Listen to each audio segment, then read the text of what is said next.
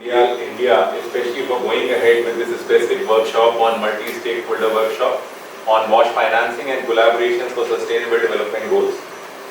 I would also like to thank Abhijit ji and Sanjay Kumar Srivastava ji for inviting me on this specific issue, and to Professor Datta for having started a discussion on climate-related issues. Here, when I talk about it is about ESG. वैसे तो ESG हम सबके लिए काफ़ी एक known सा topic है, तो कुछ इंट्रोडक्शन के बाद जो मैं इसमें बात करना चाहूँगा, इस समय भी मेरे को आ गया है कि आप अपने 20 मिनट कहीं अपनी वार्ता भी और डिस्कशन दोनों को पूरे कर लीजिए, तो कोशिश करूँगा मैं कि उसी समय में कर लूँ और कुछ हिंदी और इंग्लिश दोनों का ही जो है मिक्स करके बोलूँ, तो दोनों बातों को ध्यान रखते हुए मैं ज़रा सा आगे चलूँगा। जल्दी से ESG को इंट्रोड्यूस करना चाहूँगा। ESG वैसे हम सबके लिए अच्छी तरह से इंट्रोड्यूस है। हमारे लिए ESG में एनवायरनमेंट के अंदर E से एनवायरनमेंट, S से सोशल और G से गवर्नेंस। जब हम बात करते हैं एनवायरनमेंट की, तो जो हमारे पास इश्यूज इसमें आ रहे हैं वो है waste and pollution, resource depletion, green house gas emission, deforestation और क्लाइमेट चेंज। तो सबसे पहला इशू जो इसमें आ रहा है वो है waste and pollution. I think हम उसी से ज़्यादा रिलेट कर रहे हैं और फिनिश मोंडियाल very strongly is associated with that. ये जो एनवायरनमेंट के इश्यूज हैं इसके ऊपर निरंतर बहुत सारी बात हो रही है और हम लोग बहुत कोशिशें कर रहे हैं, लेकिन जैसा एक पिछला प्रेजेंटेशन में भी दिखाया गया था कि जो हम लोगों का लेवल ऑफ कंट्रोल है वो बड़ा कम हो पा रहा है। यहाँ हम कोशिश कर रहे हैं कि हमारी क्लाइमेट जो टेम्परेचर है उसको हम 1.5 तक कंट्रोल कर रहे हैं। 1.5 की जगह ऑलरेडी 2 डिग्री सेंटीग्रेड पहुंच चुका है, अभी हम लोगों ने प्रेजेंटेशन में देखा था पिछले। तो इन सारे इश्यूज को जब हम लेते हैं, चाहे वो रिसोर्स डिप्लीशन हो, तो रिसोर्स डिप्लीशन में भी एक बात हो रही थी कि हम कितना जनरेट कर रहे हैं, तो कहा ही जा रहा है शायद जितना हमारा इस वक्त करेंट कंजम्पशन है वो कंजम्पशन जो वो प्रोडक्शन जो हमारी मदर अर्थ करती है वो शायद हम 8 महीने में ही यूज करे ले रहे हैं जितना साल भर में होना चाहिए। तो अर्थ के लिए अगर 1 साल लगता है हमारी पूरी 8 बिलियन लोगों की पॉपुलेशन को सप्लाई करने के लिए, उसको रखने के लिए, वो सिर्फ हम 1 मंथ में ही यूज कर रहे हैं। तो जो कुछ हमारे एग्जिस्टिंग रिजर्वॉयर्स हैं हमने उससे यूज करना शुरू कर दिया है और शायद ये बातें हम सब लोगों को पता है।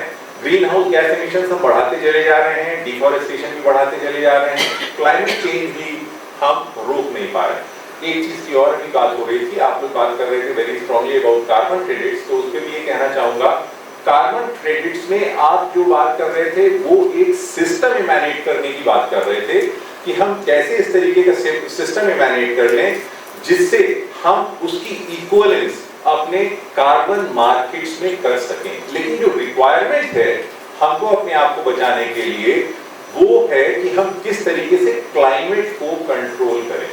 तो प्रोबेबली वो इश्यूज हमारे पास गवर्नेंस से आते हैं, लेकिन वो गवर्नेंस इंडिविजुअल लेवल की, एट द ऑर्गेनाइजेशनल लेवल कैसे होती है हम सबसे बाद में बात करेंगे, but at the government level and that governance between the countries is not being catered to except for one thing. और उसमें क्या हो रहा है, हम कोशिश ये कर रहे हैं हम ज्यादा से ज्यादा कॉन्फ्रेंस ऑफ पार्टीज के तरीके के डिस्कशंस कर लें और उन डिस्कशंस को लेकर के हम अपने आप को प्रोपोगेट करने की कोशिश करते हैं। तो एक कंट्री दूसरे से कमिटमेंट करवाएगा, वो कुछ अपना कमिटमेंट करेगा, किसी साल कोई कंट्री जो है उसमें से निकल जाएगा, हट जाएगा, फिर वो कहेगा नहीं हम इसके लिए नहीं मान रहे हैं। तो ओवरऑल जो हमारी रिक्वायरमेंट्स है गवर्नेंस की कंट्री लेवल पे वो नहीं हो पाती।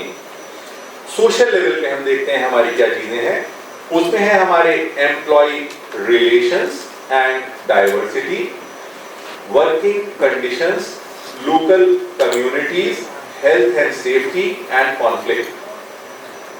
एम्प्लॉय रिलेशंस आज हम जब बात करते हैं तो शायद हमारी सबसे आसान है हैंडल करना।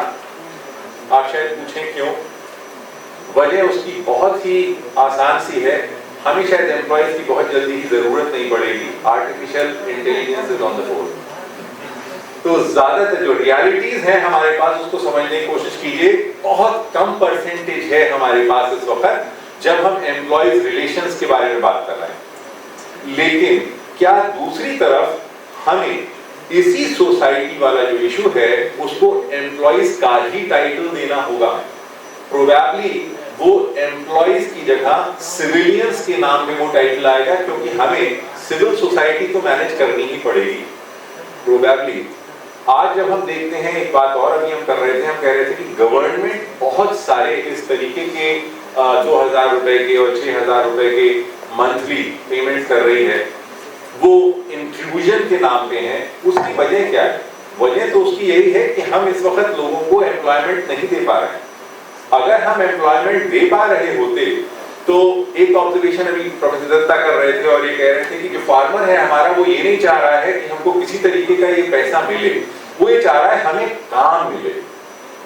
तो काम से पैसा हर व्यक्ति चाहता है, क्योंकि किसी को भी शायद शब्द है भीख, वो जब हम कह रहे हैं मिल रही है तो बहुत ज्यादा दिन तक हम उस भीख को एक्सेप्ट करने के लिए तैयार नहीं होते।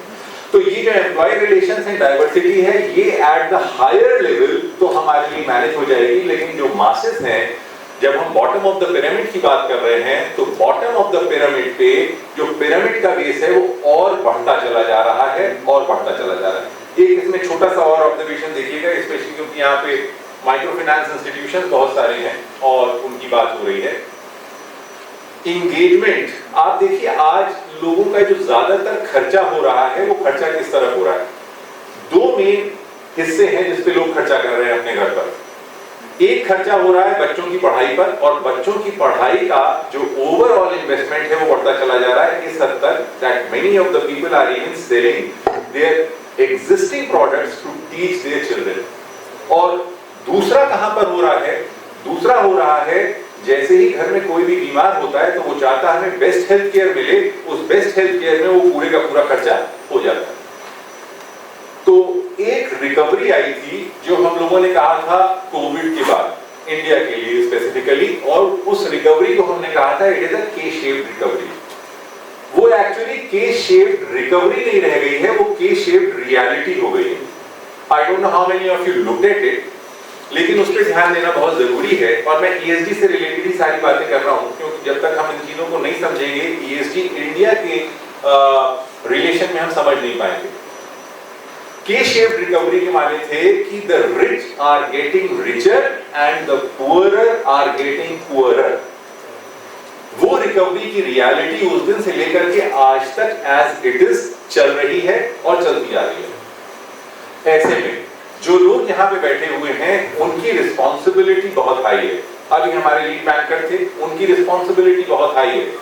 आप हो सकता है यहाँ के ऊपर आकर के पूछें, लेकिन आपको आइडेंटिफाई भी करना पड़ेगा कि हम किस तरीके की रिकवरी के लिए फाइनेंसिंग कर रहे हैं। हमारे माइक्रो फाइनेंस इंस्टीट्यूशंस बैठे हैं, उनके प्रोजेक्ट्स किस तरीके के होने हैं, ये भी अपने आप में इंपॉर्टेंट है। खाली ये नहीं है इस वक्त, क्योंकि बहुत जल्दी ऐसा समय आएगा आप गवर्नमेंट के पास इन प्रोजेक्ट्स के लिए नहीं जा पाएंगे, क्योंकि गवर्नमेंट की जो प्रेफरेंसेस होंगी वो बदल चुकी होंगी। अभी तो कुछ पैसा है उसके पास, इसलिए वो कोशिश कर रहा है कि हम अपीजमेंट किसी तरीके से not of religious but of the common populace कर सकें। इसलिए वो एक सिस्टम्स में उस तरीके के प्रोजेक्ट्स बना रहे हैं कि माइक्रो फाइनेंस इंस्टीट्यूशंस हम कैसे हैंडल कर रहे हैं।